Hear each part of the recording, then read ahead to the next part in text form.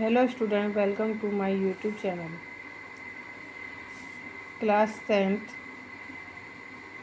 के most question exam में आने वाले एरिया एंड वॉल्यूम से। क्वेश्चन दिया हुआ है कि 14 सेंटीमीटर भुजा वाले एक ठोस घनाकार ब्लॉक के एक फलक से अर्धगोलाकार गड्ढा इस प्रकार काटा गया कि अर्धगोले का व्यास घन के किनारों के बराबर है। घन के दो किनारों को मिलाने पर जो बन रहा है उसके बराबर है। शेष बचे ठोस का पृष्ठीय क्षेत्रफल ज्ञात कीजिए।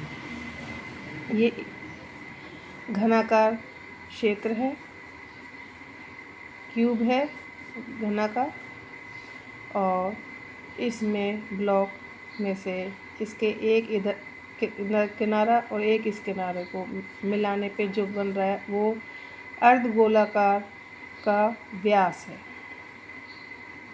ये अर्धगोलाकार गड्ढा किया गया तो ये इसका व्यास है। तो ये भी 4 नंबर का क्वेश्चन आया था पेपर में। तो देखिए, घन की भुजा ए दी हुई है 14 सेंटीमीटर। ये 14 सेंटीमीटर घन की भुजा दी हुई है ना। प्रश्न के अनुसार अर्धगोले का व्यास 14 सेंटीमीटर है। तो जब एक किनारे से दूसरे किनारे पे मिलाएंगे तो वो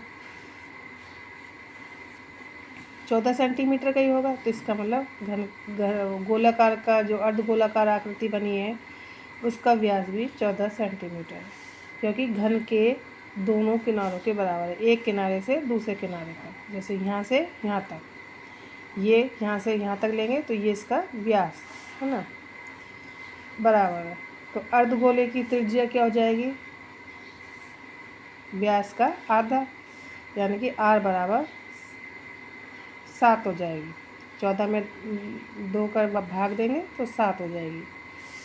अब ठोस का पृष्ठीय क्षेत्रफल,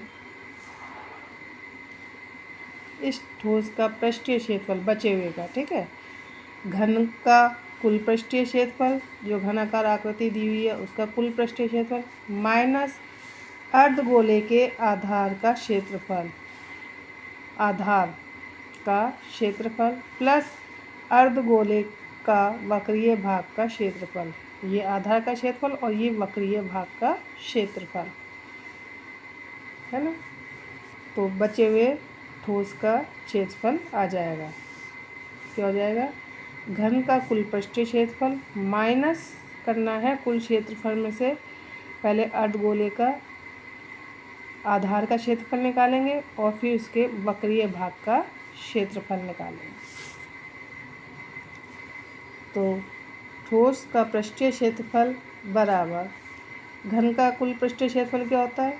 भुजा स्क्वायर, तो 6 इंटू भुजा स्क्वायर, 6 इंटू भुजा स्क्वायर, माइनस अर्धगोले के आधार का क्षेत्रफल क्या होता है? पाई आर स्क्वायर, प्लस और वक्रीय भाग का क्षेत्रफल 2 pi are square, 2 pi are square. तो ये 2 पाई आर है और ये पाई आर स्क्वायर है, तो इसमें से इसको माइनस किया तो कितना बचा? केवल पाई आर स्क्वायर है ना। तो 6a square plus pi are square. अब इसमें इनका मान रख देंगे। 6 इंटू ए का मान 14 का स्क्वायर प्लस 22/7 इंटू आर कितनी है? 7 इंटू 7।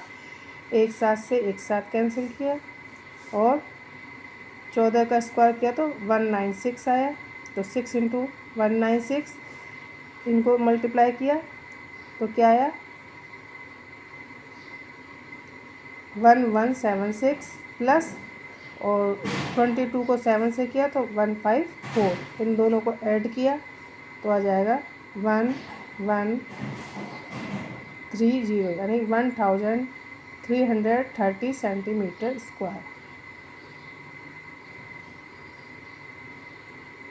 आंसर।